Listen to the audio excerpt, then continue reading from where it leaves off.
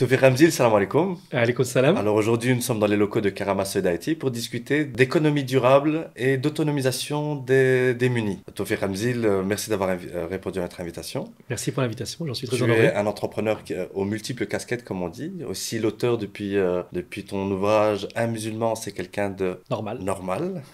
Qu'est-ce qui t'a poussé à écrire ce livre? C'est un titre qui est issu d'une anecdote où je me suis retrouvé réellement dans la situation où un collègue au bureau m'a demandé si j'étais normal. Excellent. Et donc je lui ai répondu un peu par l'absurde que si il se levait le matin, il mettait des cornflakes dans le bol des enfants, s'il les déposait à l'école, s'il payait ses factures, s'il regardait le programme le soir à la télé, s'il pestait pour avoir le meilleur prix pour les vacances d'été. S'il faisait tout ça et que c'était normal, je voulais qu'il sache que moi aussi je fais comme lui, et donc je suis aussi normal qu'il ne l'est. Alors, au-delà de l'entrepreneuriat et de l'écriture, qui est Tawfiq Ramzil? Est-ce que tu peux te présenter pour nos auditeurs qui ne te connaissent pas? Mais déjà, encore une fois, un grand merci pour cette invitation. Je suis très honoré de participer à cette série de podcasts. Moi, je suis entrepreneur. À la base, je suis politologue de formation, donc j'ai fait des études en sciences politiques et en relations internationales, mais j'ai très vite bifurqué dans ma carrière dans le secteur privé, dans le secteur bancaire, dans le secteur de l'énergie. Effectivement, je suis un entrepreneur dans le monde du conseil, le consulting, donc j'accompagne les entreprises sur différents processus, la transformation digitale, la transition énergétique, la transformation des processus en interne, donc toute une série d'accompagnements que j'offre, que je mets à disposition de mes clients, en général du secteur privé. Mais à côté de ça, j'ai aussi une autre casquette, celle peut-être qui est vraiment le coup de cœur, c'est mon engagement sociétal, notamment au travers de l'association que j'ai co-créée en 2007, qui à l'époque s'appelait la BPM, l'Association belge des professionnels musulmans, qui ensuite est devenue LEAD, les entrepreneurs actifs de la diversité. Et qui a pignon sur rue à Bruxelles. Et qui a pignon sur rue à Bruxelles, de façon très modeste. On fait partie d'un écosystème qui est très riche, qui est très dense, et dans lequel on a réussi à créer des ponts, des partenariats pour améliorer une série de situations qui sont aussi surtout prégnantes dans les populations issues de l'immigration ou dites issues de la diversité. Donc c'est justement dans le cadre de cette fidélité à tes valeurs, à tes principes et à ton engagement sociétal qu'aujourd'hui tu es invité donc chez Karama Society. Et le sujet, dans ce cadre-là de changement, d'engagement, etc., on a choisi donc l'autonomisation donc des démunis. Pourquoi ce sujet? Qu'est-ce que veut dire cette expression? Alors, je crois que c'est important d'aborder ce sujet. On en parle depuis des centaines d'années, des lustres, et on va continuer malheureusement à en parler parce que les conditions socio-économiques, sociopolitiques dans lesquelles nos sociétés évoluent font qu'il y a une pauvreté, il y a une très grande disparité dans les richesses. Si on doit partir du principe qu'il vaut mieux apprendre à quelqu'un à pêcher que de lui donner un poisson tous les jours, eh bien l'autonomisation s'inscrit clairement dans cette logique. C'est comment entamer une réflexion qui mène à l'action afin que des personnes qui ne disposent pas nécessairement de tous les moyens cognitifs ou matériels pour pouvoir être autonomes puissent l'être. Et donc ça donne lieu à toute une série de programmes qui peuvent être tantôt poussés par les pouvoirs publics, tantôt poussés par le secteur privé ou par la société civile, qui vont permettre justement de fournir les moyens de cette autonomie financière.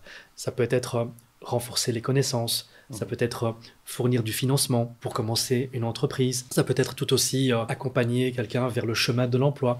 Donc tout ce qui permettra à cette personne ou à ce groupe, puisqu'on peut aussi voir les choses de façon à viser des publics cibles qui sont de manière générale plutôt discriminés, en retard sur les questions du marché du travail ou de l'emploi de manière générale. On peut aussi avoir des approches qui soient ciblées sur un groupe, qui permettent justement de sortir des filets de la collectivité et de ne plus être purement bénéficiaires de ce filet-là, mais devenir eux-mêmes des contributeurs. Alors, l'opération n'est pas simplement fiscale ou comptable. L'idée, c'est pas de sortir une personne d'une situation d'indigence parce que c'est un coût financier ou fiscal à la société, mais c'est aussi parce que il est normal, il est juste et il est tout à fait éthique que nous, en tant que société, nous aidions les personnes qui sont les moins avantageux, les moins avantagés, les moins privilégiés, à gommer cette différence et aller vers le chemin de l'autonomisation parce qu'elles ont aussi ce besoin de se réaliser et de réaliser aussi leurs objectifs et leurs rêves. Et ainsi rétablir une justice sociale, ou du moins en tout cas diminuer l'écart. Exactement. Tout ça revient à implémenter, à insuffler beaucoup plus de justice sociale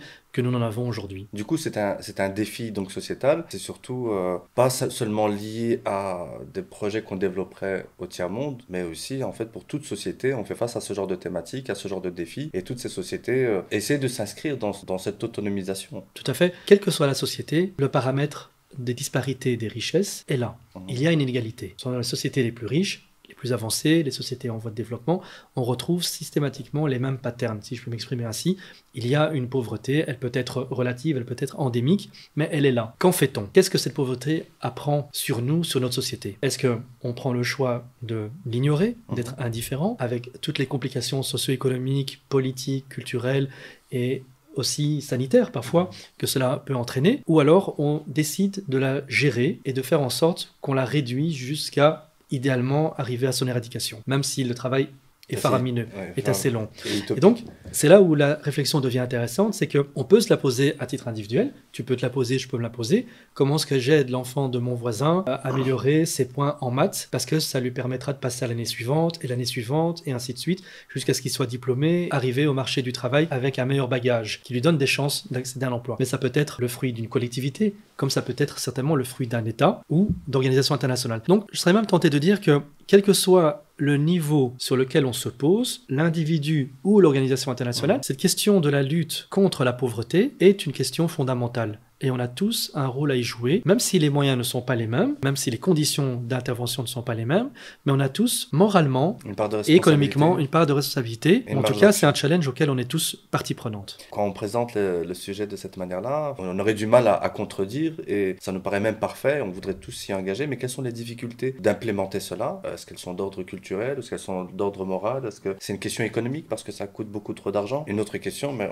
on y reviendra une fois que tu as répondu à la première. Quels sont les risques lorsqu'on implémente mal cette volonté d'instaurer l'autonomisation financière? Les freins, tout d'abord, sont de plusieurs ordres. Il y a plusieurs dimensions. Notre société est faite d'éléments structurels, mais également d'éléments conjoncturels. Structurellement, si on doit prendre le contexte dans lequel on se trouve ici en Europe occidentale, plus particulièrement en Belgique, il y a par exemple, sur le plan du travail, par rapport au marché de l'emploi, une situation de discrimination structurelle. Elle est là, elle est documentée, elle est connue. Ça implique que l'on ait à mettre des politiques qui sont encore plus fortes que ces limitations ou ces obstacles qui existent.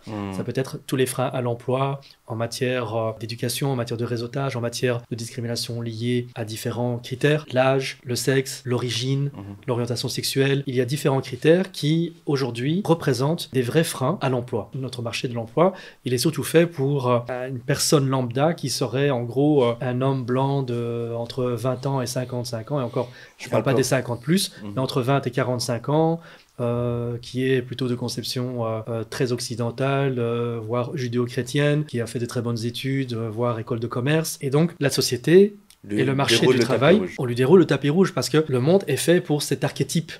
Et tout ce qui n'est pas dans cet archétype est par définition une diversité qui peut être sujette à une discrimination par rapport au marché de l'emploi. Une femme aura moins de chances par rapport à cet archétype. Une femme issue de moins éduquée, et donc on a une intersectionnalité qui peut aussi se mettre en place.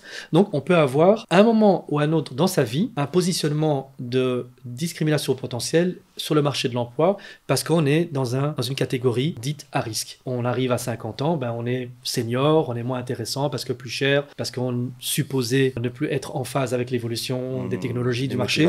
Et donc voilà, on est jeune, on n'a pas d'expérience, on n'a pas les langues.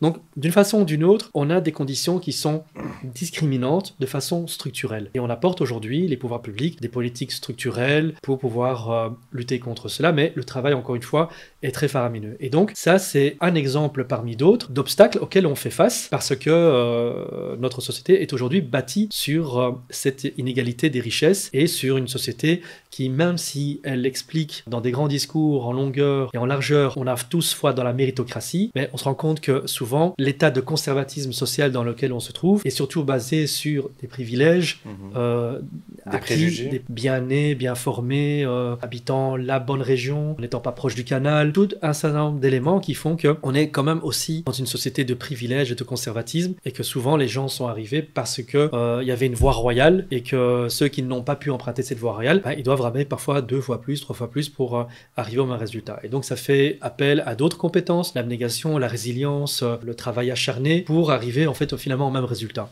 Donc notre société, elle est discriminante et c'est une réalité. Qu'est-ce qu'on fait par rapport à ça? Est-ce qu'on se contente de constater ou est-ce qu'on se dit mais il y a des marges de manœuvre, d'intervention, de possibilités pour gommer ces différences. Alors chacun s'y prend un peu sa manière, le travail associatif, le travail de mentoring, le travail humanitaire. Il y a différentes stratégies sociales, il y a de l'innovation sociale et on doit s'en réjouir pour permettre justement à des personnes qui sont dans une situation d'indigence ou qui n'ont pas de réseau ou qui n'ont pas des capacités d'autonomisation de pouvoir toucher quand même cette voie de l'autonomisation parce qu'il y a quand même des moyens alternatifs qui sont mis en place et il faut s'en réjouir. J'avais posé aussi la question des risques. Quels sont les risques lorsque c'est mal implémenté? Avant d'aborder quels sont les risques, pourquoi risque? C'est important que lorsqu'on lance un projet, qu'il soit entrepreneurial ou humanitaire, qu'on ait une approche holistique, c'est-à-dire qu'on envisage toutes les dimensions. Il y a effectivement l'objet à définir, qu'est-ce qu'on veut accomplir, donc on veut atteindre un objectif, passer de la situation A à la situation B, mais passer de A à B comportera des risques en cours de réalisation, et puis il faut aussi être capable d'anticiper sur les risques qui existeront lorsqu'on aura la situation B. Alors, un cas classique que tu connais en matière d'action humanitaire, c'est de décider par exemple de créer, d'amener l'eau potable ou l'alimentation en eau dans les maisons du village parce qu'on estime que l'eau est très loin et qu'il faut pouvoir alimenter toutes les maisons du village. Puis on se rend compte que finalement le projet est un échec parce que les bénéficiaires continuent d'aller à chercher de l'eau au puits. Pourquoi? Parce que c'est un lieu de rencontre et d'échange et aussi toute la fonction sociale d'aller chercher de l'eau au puits. Et donc c'est une dimension qui n'avait pas été prise en compte, la dimension culturelle, la dimension sociale du puits. Et bien c'est la même chose. Si vous lancez un projet économique ou humanitaire, même ici en Belgique ou en Europe de manière générale, il faut pouvoir être capable d'anticiper et d'avoir cette matrice de risques, de se dire potentiellement tous les risques auxquels on peut s'exposer et qu'est-ce qu'on met en place comme contrôle pour soit anticiper de manière préventive, soit si le risque devait se présenter, comment le gérer après coup. La gestion de crise, donc en amont ou en aval. Et donc c'est important d'avoir cette dimension toujours à l'esprit, de se dire, on ne va pas se lancer simplement dans un projet, mais il faut aussi penser à qu'est-ce qui se passe quand ça ne va pas bien. Et ça, souvent, c'est une dimension qui est un peu mise de côté parce qu'on dit tous les efforts qu'on peut mettre en place, les moyens humains, financiers, c'est d'abord pour réaliser l'objet. Mais sans cette dimension-là, on peut mettre le projet lui-même en danger et donc faire capoter quelque chose qui partait d'une bonne intention et qui peut se retrouver finalement à donner une situation qui n'était pas celle qui était souhaitée au départ. Donc il faut toujours bien veiller, est-ce que ce que je fais aura des effets de bord, comporte des risques et être capable d'anticiper. Gérer ces risques, voilà. Les anticiper ou de les gérer. Voilà. Je me permets de rebondir par rapport à des projets de Karama Solidarity. Karama Solidarity construit des puits au Bangladesh. Et lorsqu'on construit des puits, justement, c'est pour apporter l'eau. Il faut savoir que le Bangladesh a un sol qui est complètement pollué par l'arsenic, ce qui rend donc l'eau impropre à la consommation. Et lorsqu'on construit un projet tel que l'objectif de construire 250 puits dans une région au Bangladesh, il y a, tu parlais d'approche holistique, donc d'étudier complètement dans tous les sens le projet. Et dans ce sens-là, Karama Solidarity, avec ses partenaires, ont pensé faire construire les puits par des membres des communautés, par des Bangladais, mais aussi veiller à former à la réparation des puits, pour que justement ces communautés puissent être indépendantes de Karama Solidarity le jour où le puits tombe en panne. Ils connaissent le puits, ils l'ont eux-mêmes construit, ils ont un kit de réparation, ils savent le réparer et c'est reparti. Donc c'est aussi l'occasion de veiller à la durabilité du projet. Donc, exactement. Quand vous embarquez les bénéficiaires dans une réflexion, ça augmente les chances de réussite du projet, parce qu'eux-mêmes sont à même de comprendre exactement ce dont ils ont besoin. Ils sont associés à la réflexion, ils sont associés à la réalisation, et puis quand on leur confie les clés de la maison, les clés du projet, vous partez, ils sont capables de pouvoir assurer la maintenance et la pérennisation. Et donc ça devient leur bébé et ils en sont responsables. Et je crois que c'est une dimension très importante et à laquelle très certainement Karama a tout à fait raison de s'engager dans cette voie-là. Et si on parlait de durabilité? Oui, les choses vont certainement ensemble, de pair. Pérennité, durabilité, c'est important. Pourquoi est-ce qu'aujourd'hui on parle de durabilité, de développement durable, d'objectifs de développement durable? C'est parce qu'il y a une prise de conscience aujourd'hui plus que jamais, qui germe déjà depuis des dizaines d'années. On se rend compte quand même petit à petit que notre monde est fini, qu'il y a une finitude dans les choses, que notre monde a des ressources et que ces ressources, elles ne sont pas inépuisables. Et donc aujourd'hui, dans notre monde qui est effréné, dans un système économique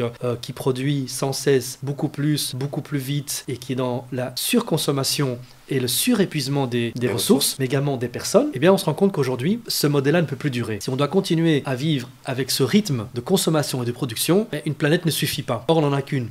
Tu connais le principe there is no planet B. On n'a qu'une seule planète pas de plan B, et on doit la préserver.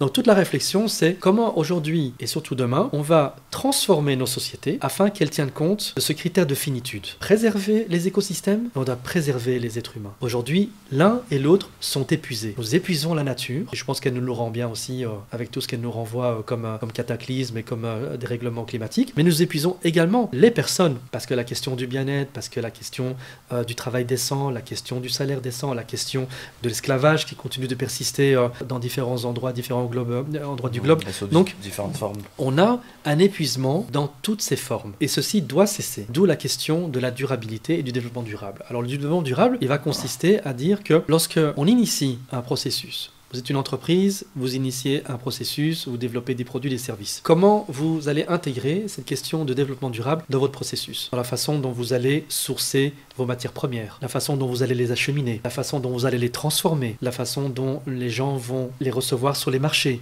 Et donc, si vous incluez ces questions et tant d'autres avec la ferme intention de préserver notre planète, de préserver nos ressources, nos écosystèmes, mais également d'assurer un travail décent et une vie digne aux personnes qui accompagnent ces processus, vous vous inscrivez dans une logique de développement durable. Et donc, on a par exemple, dans le cadre des Nations Unies, défini déjà en 2016 les objectifs de développement durable, avec pour objectif d'arriver en 2030 avec la réalisation d'un maximum d'entre eux. Évidemment, ce sont des feuilles de route qui n'engagent pas formellement, mais qui donnent une direction à laquelle les États, les sociétés, les individus, les collectivités peuvent s'accrocher et orienter toute leur force. Ces matières-là vont devenir de plus en plus réglementaires, parce que les législations, notamment européennes, vont aller vers cette direction de plus en plus. C'est déjà le cas pour les grandes entreprises qui doivent fournir un rapport sur la durabilité de leurs activités en matière d'environnement, également de normes sociales et de bonne gouvernance. Je donne un exemple.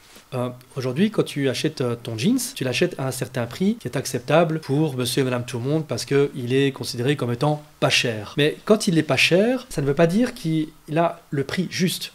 Il a un prix qui pour toi n'est pas cher, mais dont le prix véritable, la portion que tu ne verras pas, a été payée certainement par quelqu'un d'autre. Ouais, exactement. Parce qu'on a fait travailler un enfant, parce qu'on a fait travailler des personnes dans des conditions de travail inhumaines, parce que on a fait acheminer des bouts de tissu sur 3 continents parce qu'on a mis un rivet dans le continent A, on a mis un ourlet dans le continent B et on a fait une couture dans le continent C. Une optimisation fiscale incroyable. Optimisation fiscale, mais également opérationnelle parce que la main-d'œuvre coûte moins cher. Et donc ce bout de tissu a parcouru des milliers de kilomètres avec un cargo. Et donc on ne tient pas compte de toutes ces externalités qui sont renvoyées en fait au monde extérieur. Toi, tu vois un jean sur un étalage avec un certain prix qui te semble attrayant, mais si tu devais réellement payer le coût juste de ce jeans, il ne coûterait pas ce que tu as payé. Exactement. Et donc, le développement durable, c'est aussi d'encourager les acteurs économiques à être conscients que ce qu'ils produisent aujourd'hui, souvent dans d'autres continents, est un prix qui ne reflète pas la réalité de ce que le marché devrait octroyer à ce produit. Donc, si par exemple tu ramènes la production de ce jeans sous nos latitudes, il coûterait peut-être 3-4 fois plus cher. Est-ce que nous sommes prêts, en tant que citoyens, consommateurs, à payer un t-shirt de 15 € à 60 ou 80 € demain? Donc ça pose aussi une vraie question sur la consommation. Sur la consommation. Consommer moins, consommer mieux, avoir aussi le pouvoir d'achat qui va avec. Parce que si tu as une famille, 3, 4, 5 enfants, est-ce que tu as nécessairement les moyens de pouvoir accompagner le développement durable? Donc ça doit aussi être quelque chose qui doit amener petit à petit les gens, les citoyens, les consommateurs, les ménages à se positionner et à sortir du yaka faucon. Parce que tu ne peux pas changer les choses du jour au lendemain parce que tu finiras par casser la machine. Si demain tu dis on retire des enseignes low cost, qu'est-ce qui va se passer? Il y a des gens qui ne pourront plus s'habiller. À moins qu'ils comprennent qu'on peut recycler, qu'on peut acheter en deuxième main, qu'on peut faire des marketplaces pour des échanges de fringues entre familles. Donc il faudra trouver des solutions. Mais globalement, le développement durable, c'est aussi beaucoup d'éducation, beaucoup de pédagogie, c'est beaucoup accompagner les gens à comprendre que nous, en tant que consommateurs, on a une responsabilité et on a aussi une partie de la réponse pour le changement de demain. Une partie des clés réside entre nos mains parce qu'en tant que consommateur, on a le pouvoir aussi de faire changer les choses. Mais il faut éduquer les gens en ce sens-là, il faut les accompagner, leur faire comprendre qu'ils le font aussi bien pour eux que pour les générations futures, que pour la planète qui aujourd'hui est notre hôte et qui se demande finalement qu'est-ce qu'on est en train de lui faire payer, quoi. On peut aborder sur la question des femmes et de l'autonomisation en général, c'est qu'on peut partir d'un exemple. Par exemple, ce qui s'est passé pendant la crise sanitaire, pendant le lockdown, on a surtout vu aussi que c'était souvent les femmes qui étaient porteuses de la résilience. Première victime de la discrimination, quelque part. Première victime, mais aussi notre société elle a tenu aussi grâce aux femmes, parce que les infirmières, les caissières dans les magasins, les services à la personne, on s'est rendu compte quand même que les femmes jouaient un rôle très très très très important. Malheureusement, il a fallu que le Covid passe par là pour qu'on mette vraiment un spotlight là-dessus, comme si on ouvrait les yeux, tu vois. Et aujourd'hui, par exemple, tu as énormément de programmes qui sont financés par la région bruxelloise sur l'entrepreneuriat féminin, l'emploi des femmes, etc. Parce qu'on se rend compte que En fait, c'est un public qui est fortement... C'est en fait la première source de discrimination. C'est pas l'origine, c'est en fait le genre, tu vois. Les femmes sont discriminées d'abord parce qu'elles sont femmes et ça leur donne moins d'accès au marché du travail. Une discrimination qui commence très tôt d'ailleurs. Commence déjà à l'école. Commence très tôt pour plein de raisons, parce que le regard que nos sociétés posent sur la femme, ça reste encore un regard très patriarcal et donc ça exclut de facto les femmes de pas mal de choses, ou ça les oriente, tu vois, dans une direction, tu vois, c'est le syndrome de la chambre rose, quoi, tu vois. C'est Barbie, chambre rose, en fait, en gros, tu vois. Tu vois qu'aujourd'hui, les femmes, elles sont très absentes dans plein de domaines et omniprésente, surreprésentée dans plein d'autres domaines, tu vois. Et donc dans cette question d'autonomisation, de durabilité, c'est aussi d'apporter de la diversité ou plutôt de se rendre compte qu'il y a une réelle problématique et qu'il faut solutionner ça. Et c'est un problème qui est à la fois un challenge, et donc c'est ça tout l'intérêt, c'est comment encore une fois on passe de la situation A à la situation B tout en tenant compte des risques. Aujourd'hui, tu trouves très peu de femmes, par exemple, dans les métiers techniques, parce qu'on n'associe pas la femme à un métier technique. Les femmes qui ont fait Polytech, qui ont fait électromécanique, il n'y en a pas tellement, tu vois. Ou même dans l'informatique, alors que l'informatique occupe une place de plus en plus grande aujourd'hui. Voilà, ça reste des métiers dits d'hommes parce que ça a été conçu comme ça, et puis notre inconscient collectif désigne certaines professions, certains métiers comme étant des métiers d'hommes et des métiers de femmes. Tu vois, tu vas aller par exemple aux ressources humaines dans une entreprise, bah, tu auras une surabondance de personnel féminin et tu auras peut-être un homme, donc du coup c'est lui qui est un peu la diversité inversée. Et puis tu vas aller dans un département IT, ben, tu auras peut-être une femme et encore après elle sera peut-être aussi en situation, tu vois, d'être peut-être, tu vois, l'objet de biais, de stéréotypes, de microagressions qui sont visibles ou invisibles. Donc voilà, il y a encore énormément de travail pour que la femme puisse accéder à des conditions qui soient équitables, égales à celles auxquels les hommes accèdent. Et ça, c'est un gros défi.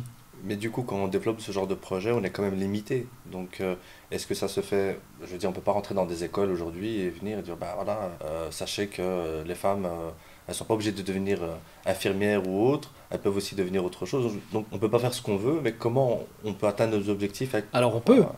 On peut, avec toutes ces délimitations. On peut très tôt sensibiliser, on peut très tôt faire en sorte que, par exemple, même le monde du travail, le monde de l'entreprise, aujourd'hui, s'intéresse à la question des métiers, parce qu'elle sait qu'elle doit chercher des viviers de compétences, de talents, aujourd'hui sur les bancs de l'école, parce que c'est des potentiels recrues dans 5-6 ans. Et donc, d'aller chercher ces talents là où on ne les attend pas, c'est aussi le rôle, par exemple, de l'entreprise qui va financer des programmes, par exemple STEM, pour tout ce qui est études scientifiques, technologiques, mathématiques, toutes les matières scientifiques, aussi pour, par exemple, sensibiliser plus de femmes sur ces questions. On a des programmes qui existent au niveau bruxellois, au niveau belge, au niveau européen, pour encourager plus de femmes dans le monde du code, dans le monde de l'IT. Donc il y a ici et là des initiatives qui sont intéressantes, qu'il faut suivre, qui permettent justement à avoir une présence féminine de plus en plus importante, ou en tout cas de corriger le grand déséquilibre qui existe sur la question du genre dans certains métiers. Donc l'entreprise n'est pas simplement responsable devant ses actionnaires ou devant son conseil d'administration, mais elle a aussi un rôle sociétal parce qu'elle peut remplir des missions d'intérêt général en comblant ou en accompagnant aussi les pouvoirs publics, mais également les acteurs sociaux. C'est pour ça qu'il y a des programmes de sponsoring, des fondations d'entreprises qui accompagnent des acteurs de terrain. Et ça, c'est très important aussi que les entreprises se voient comme étant des solutions aux problèmes et non pas des cause au problème. Dans l'introduction, on a parlé donc de ton livre Un musulman, c'est quelqu'un de normal. Est-ce que tu peux nous en dire plus à ce sujet? Le pourquoi j'ai rédigé cet ouvrage, c'est parce que en 2015-2016, notre société avait été très amochée avec les événements tragiques qu'on a connus en France, en Belgique, mais aussi ailleurs dans le monde. Et donc cette question de l'identité nous revenait très fortement en fait au visage. Donc la société a posé un regard sur nous-mêmes, les pouvoirs publics. On s'est très vite tous retrouvés avec les médias exposés à une situation qui était très difficile humainement parlant, parce que on nous a un peu renvoyé cette image d'altérité. Donc finalement, qui êtes-vous? Finalement, vous qui êtes ici depuis 64 ou depuis 3 générations, finalement, est-ce que vous êtes réellement les citoyens que vous déclarez être? Et donc, c'était très, très anxiogène. C'était une situation qui était assez compliquée. Avec ma femme, on a 3 enfants, donc ils se posaient aussi beaucoup de questions. Ils étaient interrogés dans les cours de récréation. Donc, on a vécu cette situation comme étant quelque chose qui était particulièrement injuste, parce que quelque chose s'était passé dans le monde, ou en tout cas aussi à Bruxelles, pour être plus proche de nous. Et on était soudainement devenus responsables ou co-responsables de ce qui s'était passé. Donc ça posait cette question de l'essentialisation. Voilà, finalement, c'est les musulmans, c'est un bloc monolithique qui soit du Maroc à Jakarta, c'est en fait un seul bloc et ils pensent tous la même chose et ils sont tous les mêmes, alors qu'on fait fi du fait que c'est un kaléidoscope, c'est une singularité, c'est très hétéroclite, il y a mille et une façons de vivre son islam. Parfois c'est très visible, parfois c'est pas visible, parfois c'est très light, parfois c'est très recherché. Donc il y a une multitude. Et donc nous-mêmes on a été exposés, comme toi, comme pas mal de gens, à ces questions, les débats, les gens, ces interpellations sans cesse. Et puis le débat aussi en France qui n'aidait pas, hein, parce qu'on avait un débat qui était assez compliqué sur l'identité, très houleux, où on remettait même en cause la question de la citoyenneté, de la nationalité. Et donc ça a fait révéler pas mal de choses et il y avait quand même des mauvais démons quand même qui circulaient. Donc nous, ici en Belgique, par ricochet, mais aussi parce qu'on a eu ça, on a été aussi un peu impliqués en tant qu'association, donc à l'époque la BPM, sur ces questions, parce qu'on dit, vous êtes une association musulmane, hein, puisque ABPM, le M c'est musulman, qu'est-ce que vous avez à dire sur la question? Déjà de un, pas grand-chose, parce qu'on est une association... Oui, et puis on est une association professionnelle, donc est-ce qu'on va demander à une chambre de commerce ce qu'elle pense fondamentalement d'un attentat qui a été commis par quelqu'un qui vraisemblablement aurait la même religion? Donc on trouvait que c'était déjà très essentialisant comme question, et puis un peu malgré nous, on a été pris dans tous ces débats parce qu'on était invités sur des plateaux, on était interviewés et systématiquement on était essentialisés. Donc moi j'avais trouvé intéressant de partir de toutes ces expériences qui au final, il y a toujours un mal pour un bien, parce que ça permet de faire relever... de refaire remonter à la surface beaucoup de concepts, beaucoup de réflexions, et j'avais souhaité en fait poser ça par écrit, et donc cette écriture a été un peu comme une sorte de thérapie, un exutoire, catharsis, qu'on dit voilà, ça va m'aider à peut-être exprimer certaines choses, et donc dans cet ouvrage j'ai parlé de choses qui me semblaient essentielles parce que j'étais passé par là, comme l'identité, la question de l'intégration, justement, l'autonomisation socio-économique, la question de la jeunesse, la question de la place de l'islam en Occident, et plus particulièrement en Belgique, la question des relations interreligieuses, entre communautés. Et donc, toutes ces questions, finalement, ont fait l'objet de cet ouvrage, et ça m'a permis aussi d'enclencher des conversations intéressantes avec d'autres communautés, d'être invité pour aborder ces questions. Et donc, le livre a été un moyen utile de pouvoir justement concrétiser cette belle idée du vivre ensemble qui est très très souvent malmenée et parfois même galvaudée. Monsieur Taoufir, c'était passionnant. Je te remercie infiniment d'avoir répondu à l'invitation de Karama Society. J'espère te rencontrer dans une prochaine émission pour d'autres thématiques. Avec grand plaisir, ça a été un plaisir d'avoir cet échange. Merci à vous et encore une fois mes salutations à vos auditeurs et à vos téléspectateurs. À très vite, un grand merci en tout cas. Merci à vous. Allez, comme ça. Bonne journée.